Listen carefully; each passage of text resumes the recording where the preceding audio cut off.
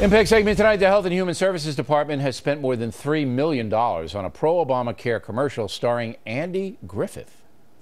1965. A lot of good things came out that year, like Medicare. This year, like always, we'll have our guaranteed benefits. And with the new health care law, more good things are coming. Free checkups, lower prescription costs, and better ways to protect us and Medicare from fraud.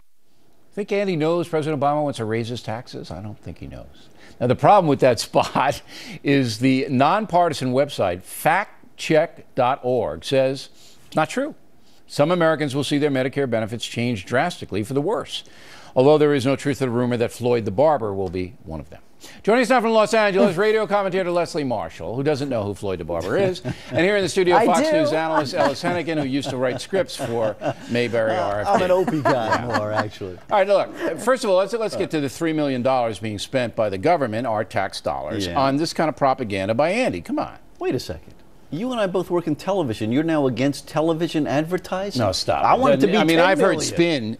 They take $3 million of taxpayer money. A lot of taxpayers oppose Obamacare, and they spend it on propaganda, and you say that's okay? Here's the reality. Is it okay or not? I think it's fine for the government to advertise under certain circumstances. There were huge fear-based, frankly, a lot of lies about this program. But they weren't paid for by the taxpayers. But you know what? The folks who run Medicare do have some responsibility to inform their constituents, the seniors in this country, the truth. About the truth. But Andy didn't say the truth. They have a right to know that there are death panels and that their money is actually going to be doing something. So according to them. factcheck.org, all right, 10 million Medicare Advantage recipients will see their benefits cut by about $50 a month.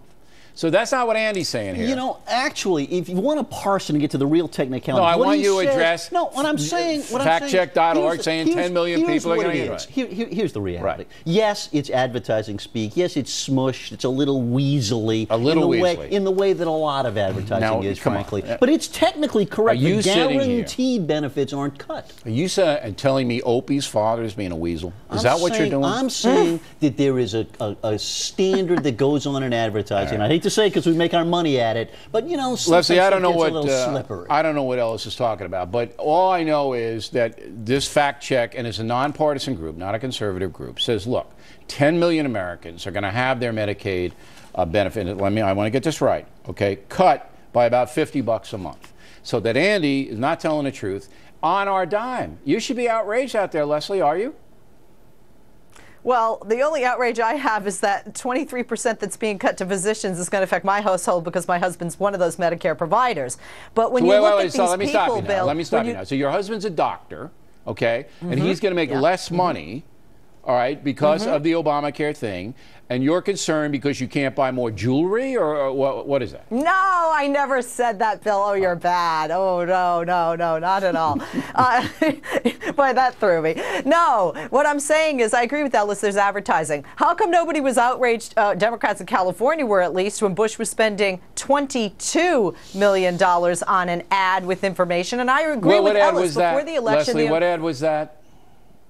There was an ad on Medicare where California Democrats stated that George W. Bush, then president, was misinforming and misleading the American people when it came to Medicare. And who paid for that ad? Who paid for that ad? The American taxpayer.